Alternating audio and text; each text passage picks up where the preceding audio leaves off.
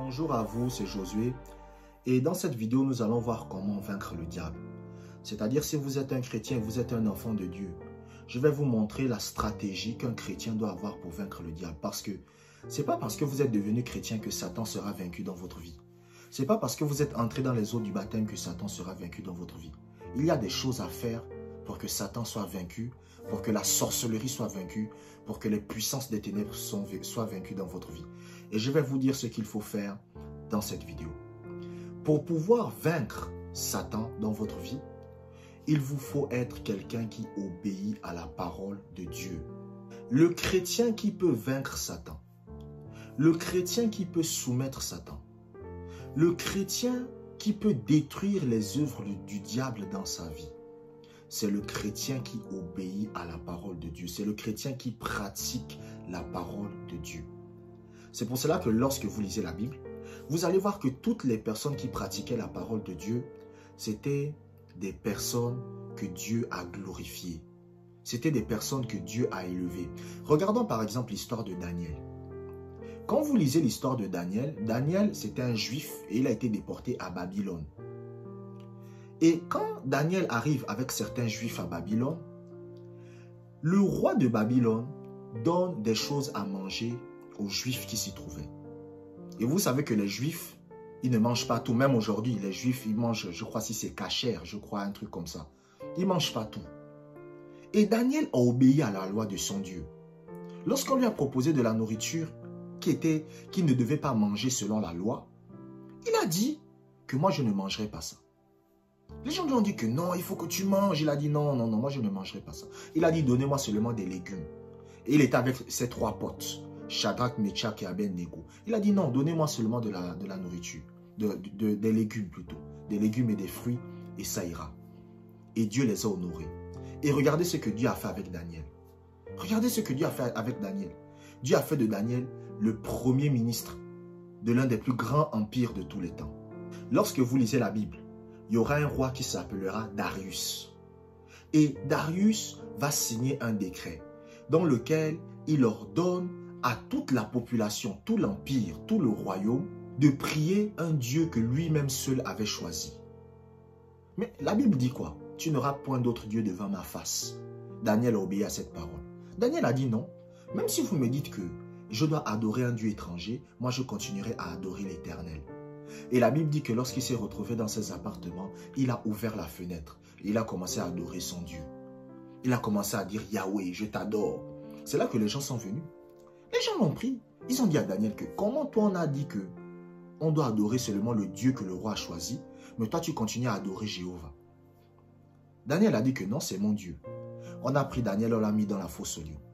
Mais qu'est-ce qui s'est passé? Dieu a délivré Daniel de la fosse aux lions.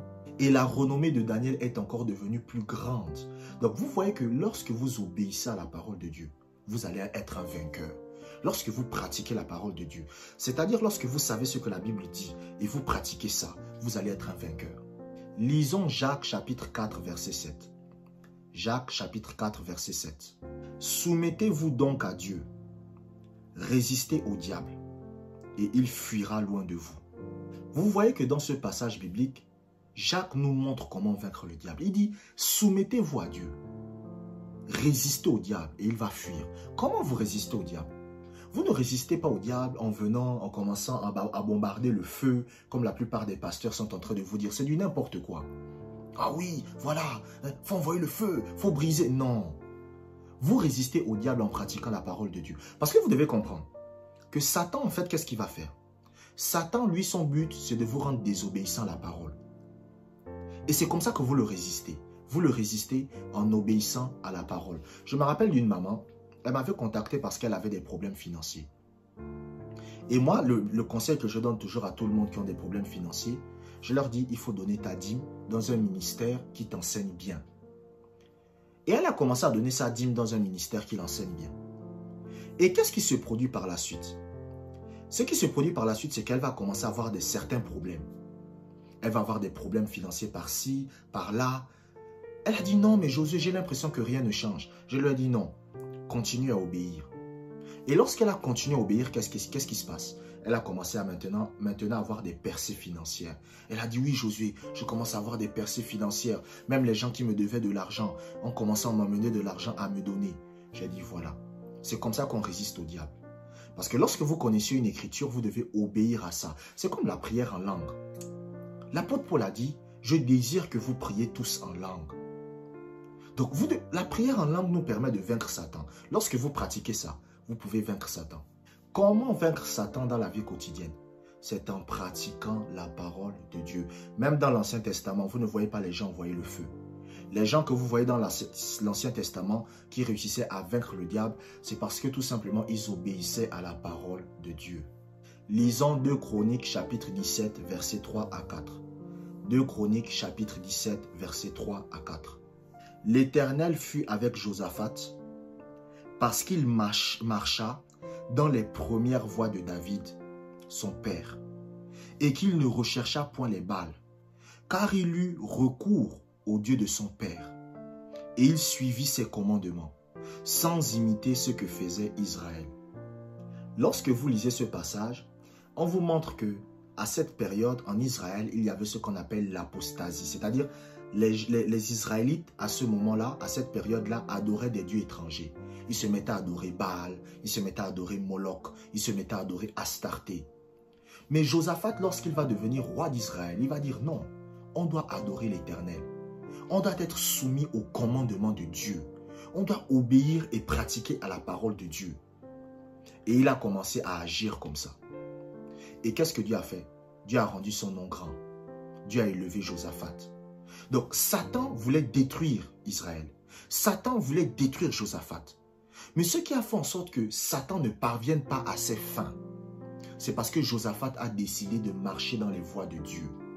Est-ce que vous savez, vous devez comprendre que quand vous lisez la Bible, Israël à l'époque, de l'Ancien Testament, c'était un seul pays, une seule nation.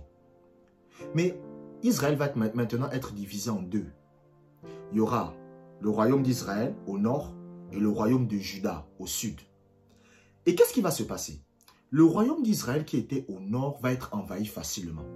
Pourquoi? Parce que c'était des gens qui marchaient dans la désobéissance. Mais le royaume d'Israël qui était au sud, c'est-à-dire le royaume de Juda, on ne réussissait pas à les envahir.